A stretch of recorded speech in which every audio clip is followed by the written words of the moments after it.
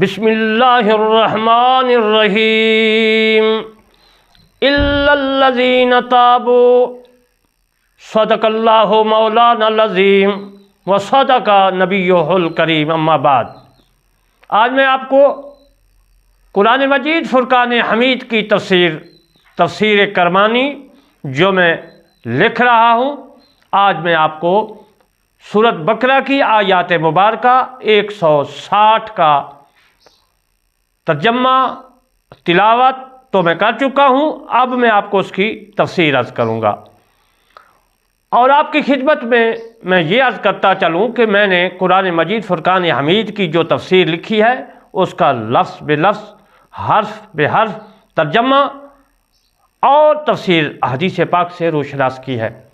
اور دوسرا میرا چینل ہے کرمانی ٹی وی 3، اس میں نماز، روزہ، حج، زکوٰۃ تمام مسائل موجود ہیں. آپ کی خواہش جس مسئلے کی سننے کی ہو تو وہ اوپر سرخی ہوگی، آپ اس کو کلک کریں گے، وہی مسئلہ میں آپ کی خدمت میں پیش کروں گا. جب چاہیں دن ہو رات ہو آپ دیکھ سکتے ہیں میرے چینل کو، مسائل کو. یہ دونوں میرے چینل جو ہیں دینی ہیں، اور اسلام پھیلانے کی میری کوشش ہے کہ ہر انسان تک اللہ کا کلام پہنچے، رسول اللہ صلی اللہ علیہ وآلہ وسلم کا پیغام پہنچے. آپ نے بھی دوسروں تک ضرور پیغام پہنچانا ہے، تاکہ وہ لوگ یہ قیامت کے دن روز محشر کے وقت یہ نہ کہہ سکیں کہ میرے کانوں تک اللہ کا کلام نہیں پہنچا. میرے دوستو، اب میں آپ کو الا الذین تابوا کی تفسیر عرض کرتا ہوں. اللہ تبارک و تعالیٰ نے فرمایا الا الذین تابوا، مگر جن لوگوں نے توبہ کر لی، یعنی جن لوگوں نے علم کو چھپائے اور دیگر معاصی سے توبہ کر لی، وہ اس سے یعنی الا الذین تابوا سے مستثنی ہیں. ایک آدمی گناہ کرتا ہے پھر توبہ کرتا ہے، اللہ تبارک و تعالیٰ اس کی توبہ منظور کر لیتا ہے، وہ جنتی ہے. ایک آدمی توبہ کرتا ہے پھر گناہ کرتا ہے، پھر گناہ کرتا ہے، پھر توبہ کرتا ہے، پھر گناہ کرتا ہے. میرے دوستو، توبہ کا معنی ہے کہ ایک بار اس سے جو غلطی ہو گئی اس کام سے پرہیز اجتناب کر لے، پھر دوبارہ نہ کرے. اسی کا نام توبہ ہے. یہ نہیں کہ چوری کر لی پھر توبہ کر لی، پھر چوری کر لی. توبہ کرتے رہنا چاہیے. رات کو سوتے وقت لا الہ الا اللہ محمد الرسول اللہ پڑھ کے سونا چاہیے، توبہ کر کے سونا چاہیے، تاکہ قیامت کے دن ہمارے یہ اعمال ہمارے کام آ سکیں. رات کو سوئیں، پھر اس کے بعد یہ ہم کو امید نہیں کہ صبح کو اٹھیں گے یا نہیں اٹھیں گے. ایک سانس آئی دوسری سانس کا اعتبار نہیں، لہٰذا ہر وقت توبہ کرنی چاہیے. میرے دوستو، یہ تو الا الذین تابوا کی میں تفسیر عرض کی. اب الا الذین تابوا کے بعد ہے وَأَصْلَحُوا اور اصلاح کی، یعنی جو کچھ خرابی کی تھی اس کا تدارک کر دیا. یعنی جو خرابی کی تھی مطلب گناہ کیا تھا، توبہ کرنے سے تدارک ہو گیا، نیک پرہیزگار مومن بن گیا. اور اس کے بعد ہے وَبَيِّنُوا، اور صاف صاف بیان کر دیا، یعنی تورات میں جو کچھ ہے اس کو صاف صاف بیان کر دیا. قرآن مجید فرقان حمید میں اللہ تبارک و تعالیٰ نے تفصیلاً ہم کو بتا دیا. تورات، زبور، انجیل میں جو کچھ اللہ تبارک و تعالیٰ نے فرمایا ہے، لکھا ہے، ان کا کلام ہے. قرآن مجید اللہ کا کلام ہے. اس کلام میں تمام کتابوں کی تصدیق، ان کے بیانات بیان فرما دیے. یعنی توبہ کرنے سے تمام چیز کا جو ہم معاصی کرتے رہے ان کا میرے دوستو تدارک ہو گیا. وَبَيِّنُوا وَالتَّوَّابُ الرَّحِيمُ، وَأَنَا التَّوَّابُ الرَّحِيمُ، اور میں توبہ کا بڑا قبول کرنے والا مہربان ہوں. اللہ نے فرما دیا وَأَنَا، میں، وَأَنَا جمع کا یعنی میں، اللہ تبارک و تعالیٰ نے فرمایا تواب الرحیم. تواب توبہ قبول کرنے والا ہوں اور رحیم بھی ہوں۔ بسم اللہ الرحمن الرحیم، رحیم بعد میں ہے، رحمان دنیا میں ہے، رحیم آخرت میں ہے، صرف مومنوں کے لیے رحیم ہوگا۔ اور میرے دوستو، کفار مشرکین بتی مجوسی صابی اور جو ہندو سکھ ہیں ان کے لیے رحیم نہیں ہوگا۔ رحمان دنیا میں اس کی صفت ہے، رحیم آخرت میں مومن کے لیے رؤوف الرحیم ہوگا۔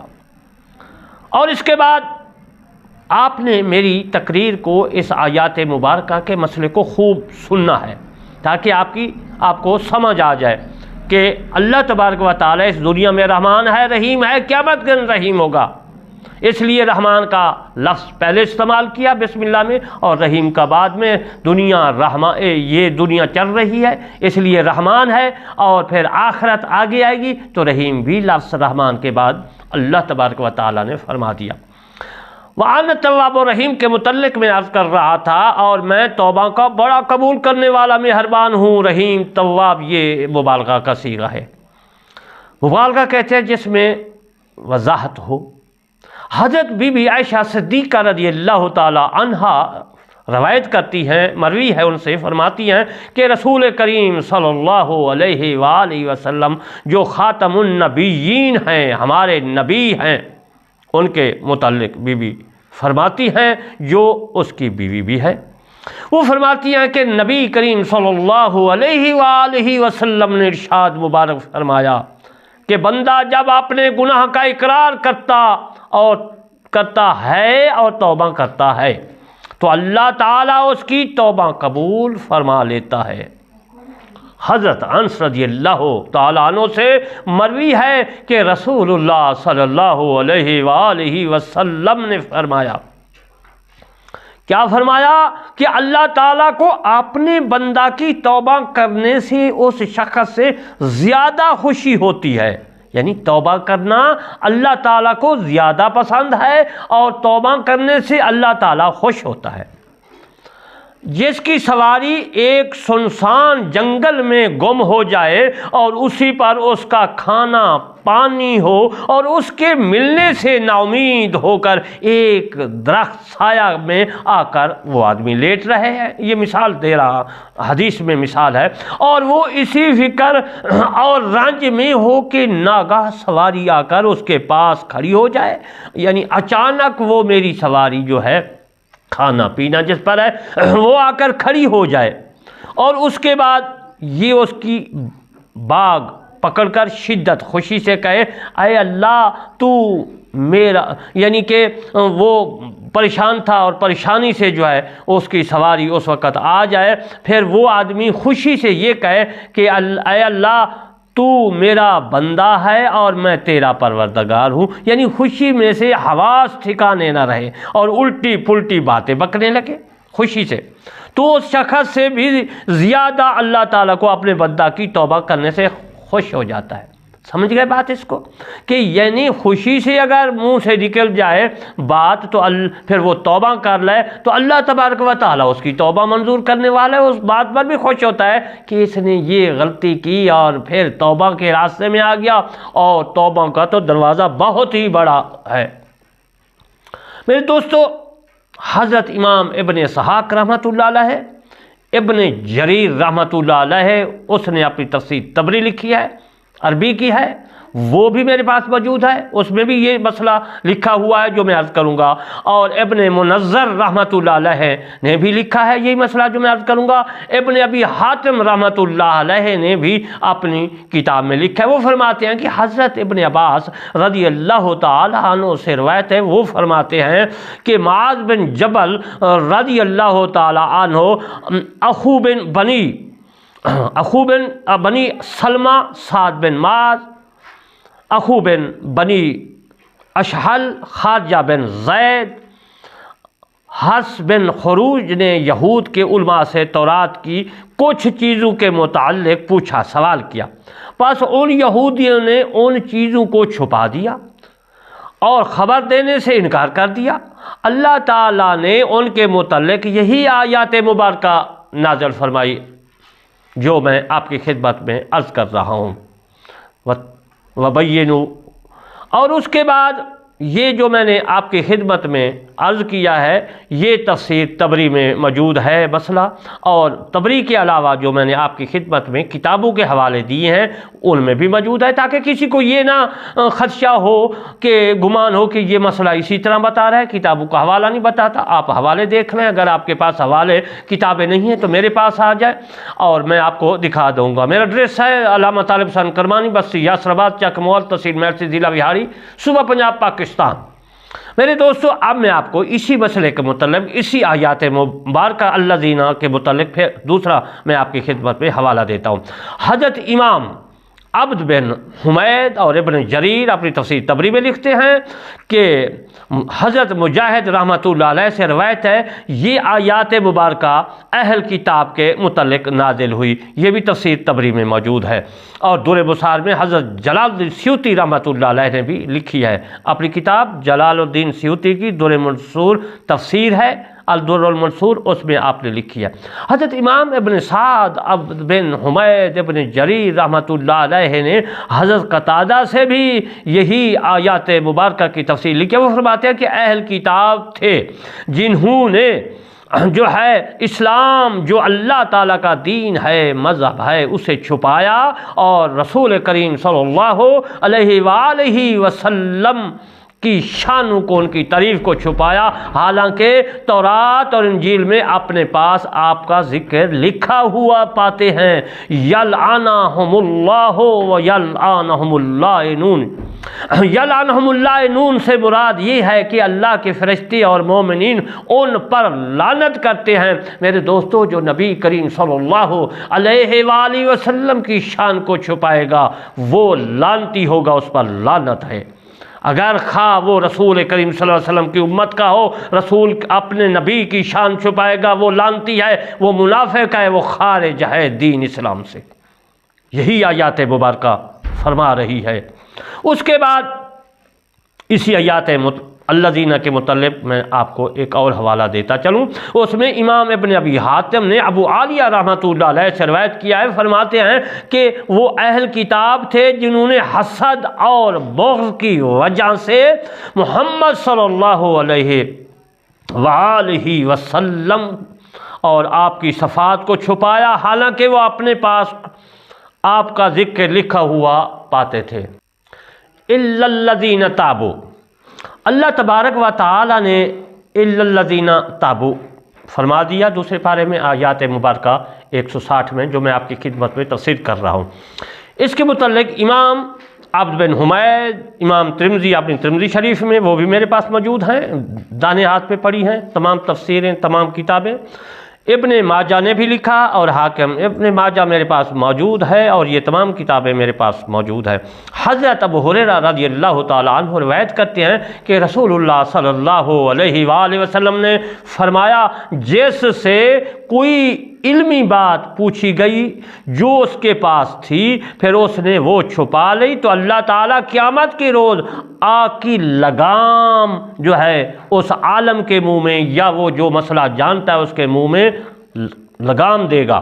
تو میرے دوستو، اگر آپ کے پاس کوئی ایسا مسئلہ ہے کہ جو آپ جانتے ہیں، تسلی سے اس مسئلے کو جانتے ہیں، اور پھر دوسرا پوچھتے آپ نہیں بتاتے بغض کی وجہ سے، عناد کی وجہ سے، تو میرے دوستو قیامت کے دن اگر میں نہیں بتاتا، میں آپ کے پر مثال نہیں دیتا، شاید آپ کو غصہ آ جائے، آپ ناراض ہو جائے مجھ سے، میں اپنی مثال دیتا ہوں کہ اگر میرے پاس مسئلہ ہے، کوئی مجھ سے پوچھے گا، میں بغض کی وجہ سے، عناد کی وجہ سے، یا اس کسی وجہ سے، ناراضگی کی وجہ سے اس کو مسئلہ نہیں بتاؤں گا، چھپا لوں گا، تو قیامت کے دن میرے منہ پہ بھی لگام لوہے کی ہوتی ہے، لوہے کی لگام گرم کر کے جو ہے وہ چڑھائی جائے گی، جیسا گدھا اور گھوڑے کے منہ پہ لگائی جاتی ہے۔ میرے دوستو، اگر آپ کے پاس کوئی مسئلہ ایسا ہے جس کی آپ کو تسلی ہے کہ یہ مسئلہ صحیح ہے تو وہ بتا دینا چاہیے۔ اگر نہیں بتائیں گے تو میرے دوستو پھر کیا ہے، یہی حال ہوگا۔ آپ کہیں گے کہ یہ مسئلہ تو سنا دیا، کوئی حوالہ نہیں دیا۔ پہلے میں نے حوالے دے دیے ہیں۔ یہ سنن ابن ماجہ میں مسئلہ موجود ہے جو میں عرض کر رہا ہوں، جلد اول میں ہے، صفحہ نمبر 159 میں اور 266 مطبوعہ دارالکتب یہ ابن ماجہ جو ہے یہ بیروت کی چھپی ہوئی ہے، پاکستان کی چھپی ہوئی نہیں ہے، میں اس کتاب سے آپ کو روشناس کر رہا ہوں۔ میرے دوستو، اگر پاکستان کی ابن ماجہ یا کسی انڈیا کی یا کسی تمہارا جہاں کے آپ کس ملک جس ملک میں رہ رہے ہیں اس ملک کی چھپی ہوئی ہو، آپ اپنی زبان میں پڑھ سکتے ہیں، حوالہ دیکھ سکتے ہیں۔ میں نے حوالہ دے دیا ہے۔ ثابت کیا ہوا؟ جو آدمی جانتا ہے وہ میرے دوستو مسئلہ بتا دے۔ میں جتنے مسئلے جانتا ہوں میں اس لیے بتا رہا ہوں کہ قیامت کے دن خدا نہ خواستہ میں مسئلہ نہ بتاؤں، میرے منہ میں لوہے کی لگام گرم کر کے اللہ تبارک و چڑھا دے، معاذ اللہ، اللہ بخش دے۔ امام ابن ابی ماجہ نے حضرت جابر رضی اللہ تعالیٰ عنہ سے روایت کیا، فرماتے ہیں کہ رسول کریم صلی اللہ علیہ وآلہ وسلم نے فرمایا، جب اس امت یعنی جو رسول اللہ علیہ وسلم کی امت ہے، اس امت کے آخری پہلو پر لعنت کریں گے، پس جس نے حدیث کو چھپایا یا یقیناً اس نے وہ چھپایا جو اللہ تعالیٰ نے نازل کیا۔ تو ثابت کیا ہوا؟ وہ بھی اسی زمرے میں ہے جو میرے مصطفیٰ صلی اللہ علیہ وآلہ وسلم کی حدیث کو چھپائیں گے، وہ بھی اسی زمرے میں ہوں گے، ان کے منہ پر بھی لگام ڈالی جائے گی۔ تو میرے دوستو، آپ کو جو مسئلہ ہو آپ نے ضرور بتانا ہے۔ یہ بھی ابن ماجہ کی جو ہے میں حدیث پڑھ رہا ہوں۔ امام ابن ماجہ اور مسوی جو ہے میرے دوستو مرحبی نے فضل علم کتاب کا باب ہے، اس میں اس نے لکھا ہے، وہ لکھتے ہیں کہ حضرت ابو سعید خدری رضی اللہ تعالیٰ عنہ رسول کریم صلی اللہ علیہ وآلہ وسلم سے روایت کرتے ہیں، میرے آقا نے فرمایا، جس نے کوئی ایسا علم چھپایا جس کے ساتھ اللہ تعالیٰ دین کے معاملہ میں لوگوں کو نفع پہنچانا چاہتا ہے تو قیامت کے روز اللہ تعالیٰ اسے آگ کی لگام دے گا۔ یہ بھی عزیزان محترم اسی ابن ماجہ میں ہے۔ امام ابن ماجہ نے حضرت جابر رضی اللہ تعالیٰ عنہ سے روایت کیا، فرماتے ہیں رسول کریم صلی اللہ علیہ وسلم نے فرمایا، جو اس امت کے آخری پہلو پر لعنت کرے گے، پس جس نے حدیث کو چھپایا یقیناً اس نے وہ چھپایا جو اللہ تعالیٰ نے نازل فرمایا۔ یہ بھی ابن ماجہ میں حدیث موجود ہے، اور میں دوبارہ اس کا حوالہ دوسری جو ہے مرویات سے اسناد سے دے رہا ہوں۔ ابو یعلا رحمۃ اللہ علیہ اور طبرانی رحمۃ اللہ علیہ نے صحیح سند کے ساتھ حضرت عبداللہ بن عباس سے روایت کیا، فرماتے ہیں کہ رسول اللہ صلی اللہ علیہ وآلہ وسلم نے فرمایا، جس سے علم کے متعلق سوال کیا گیا پھر اس نے اسے چھپایا تو وہ قیامت کے دن آئے گا جبکہ اس کے آگ کی لگام اس کے منہ میں لگا دی جائے گی، جیسا گھوڑے اور خچر کے اوپر ہوتے ہیں۔ امام طبرانی نے حضرت ابن عمر اور ابن عمر رضی اللہ تعالیٰ عنہ سے پہلا پھر طبرانی جو ہے یہ ایک حدیث کی کتاب ہے، میرے پاس موجود ہے۔ حضرت ابن عمر یعنی عبداللہ بن عمر اور ابن عمر یعنی رضی اللہ تعالیٰ عنہ کی حدیث سے ہے، اس طرح روایت کیا ہے، فرماتے ہیں جو میں نے آپ کی خدمت لگام کی بات کی وہ بھی اسی طرح فرماتے ہیں۔ امام طبرانی نے اوسط میں لکھا ہے، فرماتے ہیں کہ حضرت ابو ہریرہ رضی اللہ تعالیٰ عنہ سے روایت کیا ہے کہ رسول کریم صلی اللہ علیہ وسلم نے فرمایا، جو شخص علم حاصل کرتا ہے پھر اس کو بیان نہیں کرتا، اس کی مثال اس شخص کی مانند ہے جو خزانہ جمع کرتا ہے اور خرچ نہیں کرتا۔ امام ابن ابی شیبہ رحمۃ اللہ علیہ اور احمد رحمۃ اللہ علیہ نے کتاب زہد میں لکھا ہے، فرماتے ہیں کہ حضرت سلمان فارسی رضی اللہ تعالیٰ عنہ سے روایت ہے، فرماتے ہیں وہ علم جو بیان نہ کیا جائے وہ اس خزانہ کی مانند ہے، مثال ہے جو خرچ نہ کیا جائے۔ امام ابن سعد بن حمید بخاری شریف، ابن ماجہ، ابن جریر یعنی طبری میں، اور ابن منظر، ابن ابی حاتم اور حاکم، تمام کتابوں میں یہ مسئلہ موجود ہے۔ حضرت ابو ہریرہ رضی اللہ تعالیٰ عنہ روایت کرتے ہیں، فرماتے ہیں کہ ان الذین یکتمون، آخر کی آیات مبارکہ تک قرآن میں نہ ہوتی، یعنی یہ آیات مبارکہ نہ ہوتی تو میں کس کے سامنے کچھ بیان نہ کرتا، پھر اللہ تبارک و تعالیٰ نے یہ آیات مبارکہ نازل فرمائی۔ امام ابو داؤد ناسخ میں لکھتے ہیں کہ حضرت ابن عباس رضی اللہ تعالیٰ عنہ سے روایت ہے اس آیت کے متعلق الا الذین تابوا واصلحوا وبینوا مستثنیٰ ہے۔ امام ابن عبد حمید حضرت طار رضی اللہ تعالیٰ عنہ فرماتے ہیں کہ الا الذین تابوا واصلحوا، جس کا میں سب کا کفارہ ہے جو ہم نے جو ہے مسلمانوں نے غلطیاں کی، کوتاہیاں کی۔ حضرت امام عبد بن حمید اور ابن ابی جریر نے حضرت قتادہ رحمۃ اللہ علیہ سے روایت کیا، فرماتے ہیں اصلحو کا مطلب یہ ہے کہ ان کی آپس میں جو معاملات تھے اور اللہ تعالیٰ کے ساتھ معاملات تھے ان کی اصلاح کی، وبینوا جو اللہ تعالیٰ کی طرف سے ان کے پاس آیا اور ان کو بیان کیا اور نہ چھپایا اور نہ اس کا انکار کیا۔ امام ابن ابی حاتم رحمۃ اللہ علیہ نے حضرت سعید بن جبیر رضی اللہ تعالیٰ عنہ سے روایت کیا اتوب علیہم، معنی یہ ہے کہ میں نے اس سے تجاوز کروں گا۔ وَأَنَا التَّوَّابُ الرَّحِيمُ، اس آیات کا آخری جملہ، اس کی تفسیر اور اس کے بعد آپ سے الدوا ہوں گا۔